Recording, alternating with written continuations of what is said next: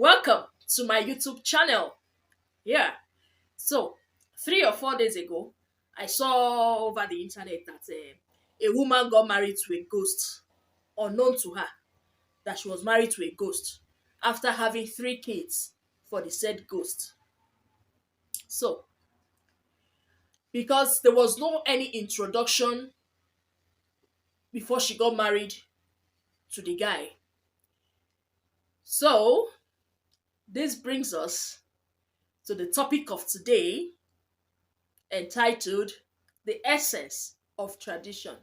Mm. You see, tradition is a transmission of customs or beliefs from generation to generation. So, she's not the only one, oh, as in, growing up, I used to hear stories like that. So, why will you meet a guy and you have the first child, second, third, without any introduction, no any dowry paid on your head as a woman?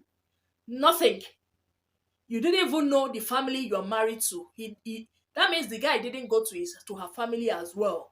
For them to have stayed for them to have gotten 3 kids without knowing that the guy has been dead and buried. If tradition is a transmission of custom and beliefs from generation to generation, my question now is, what what does she have in mind, or what does she want to transmit mhm, to her kids, or will the tradition end in her era? Because I don't get it. Why would she get married to a man without anything, nothing? She doesn't even know anything about this man. So after having 3 kids, she started. That was when she started mounting pressure on him to take her to his people. You know. So the guy was like delaying, but when the pressure was too much on him, he now dropped a note, as in the address of his village, and some money for her, then disappeared. So she was the one who, with her children, now went to the man's village, and when she introduced herself, they were all lost because with the date she gave that they got married and all that, this guy has already died 2 years prior to the time they got married. So they took her to the grave of the man, and the rest became history. So what am I trying to bring up now? How, as in, we women, we need to put a price tag on our heads. You see, most times we are the curse why these men use us as footmats. Yeah, because I don't get it. How can you be with a man, have first, second, third kids with him without anything paid on your head as a woman? Tomorrow now, you expect him to respect you and respect your family that you came out from?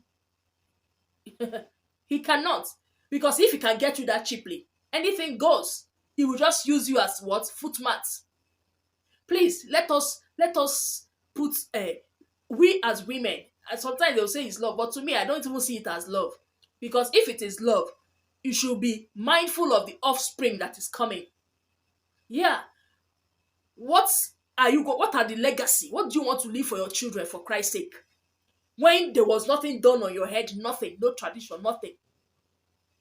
Even in Christianity, there is tradition.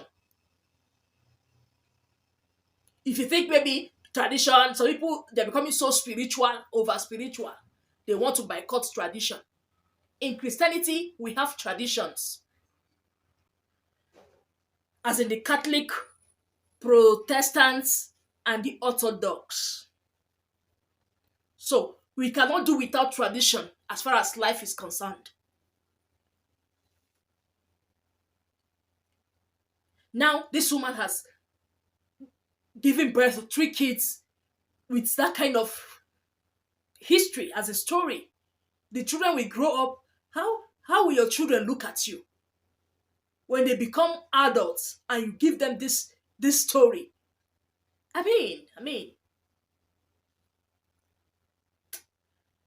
please.